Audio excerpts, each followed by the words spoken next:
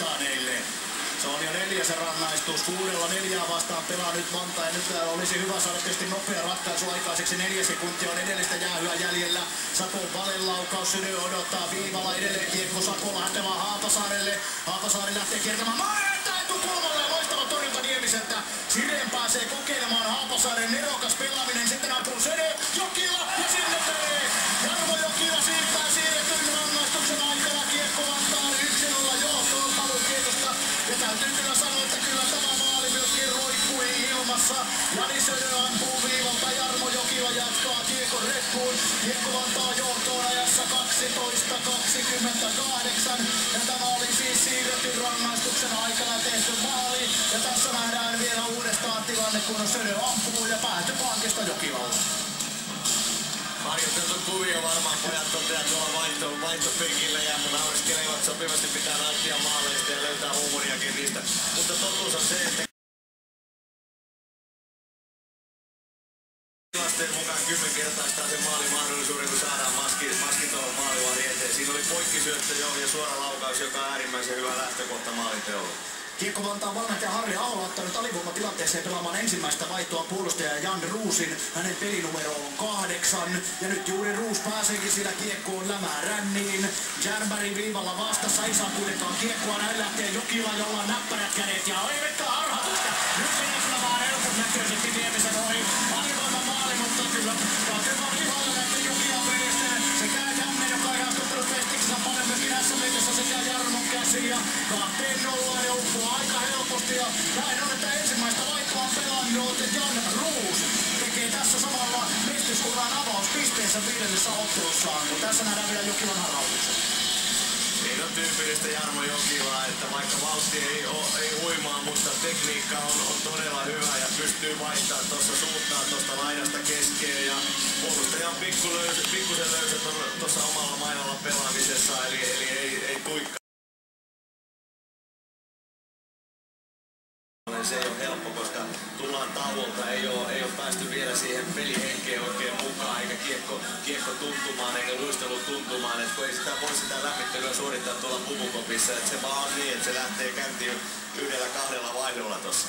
Ari Kovanen roiskasi omalta alueelta kiekon katsomaan ja lähti pelin viivyttämisestä rangaistusaitioon. Ja kakkoskenttällinen kiekko Vantaalta ylivoimaa pelaamaan Hagelberg ampuu ja ohjaa maalin edestä, Matti Pesonen tekee maalin.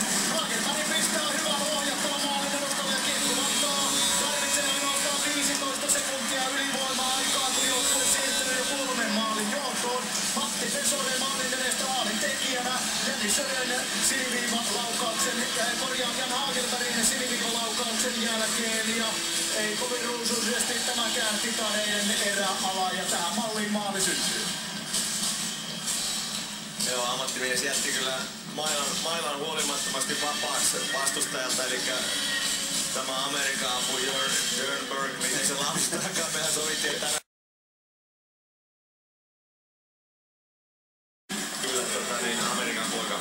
Ja nyt tuli kiekko Vantaa kolmana yrittävästä ja tässä on Jussi Haapasaaren paikka ja sinne uskoa ja kyllä suokin Jussi Haapasaarelle tämän maalin. Hän on nimittäin pelannut pirteästi tänään ja kyllä mukaan myös sitten sanoa, että ei tehopisteitä, vaikka hyvää peliä ja nyt onnistuu ja siinä nyt aukeaa kyllä selkeästi titaneiden pakka ja näin on edelleen, että täysillä kentällisillä maaleja ei nähdä. Kiekko antaa rokottaa toistamiseen alivoimalla. Juhani Kaisjoki on maalin syöttäjänä, Jussi Haapasaari maalin tekijänä.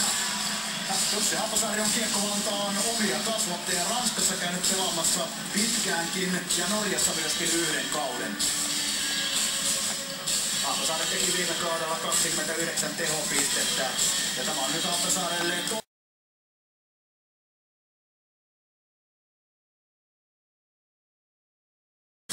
seisova hyökkääjä kiinni kyllä. Ja se isku suoritetaan 3 jopa 4 pelaajalla sit on yhtäaikaisesti.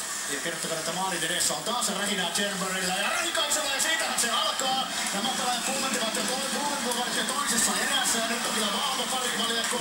Jernberg pääsee päälle, hän löi ensimmäisen iskunsa haastoisena Rähikaisen. Jernberg Nimittäin oli ilman mailaa tilanteessa, hänen mailansa meni poikki ja maalin edustajana katsoi, että kappas tuttu 4-4, mustapartainen mies vieressä, tuon minä muistan, kävi tökkäämässä toisessa erässä ja sitten otetaan pieni nahina tässä kohtaa ja siellä Riku katselee rauhallisesti tilannetta hymyssä suin.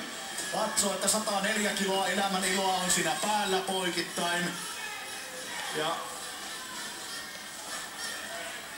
vähän tukka silmillä Jörbergillä. Katsotaanpa mitä tuomioita. No, se näköjään töitä tehnyt, kun on tukka märkänä kuitenkin, että nyt se paljastuu ainakin, että ilmeisesti kapasiteetti on vaan tuossa, että enempää ei jaksa töitä tehdä. Pikku nahinaa sentään, niin jaksoi vielä. Ei tästä nyt ulosajoja tulee tässä nyt kunnollista iskuja vai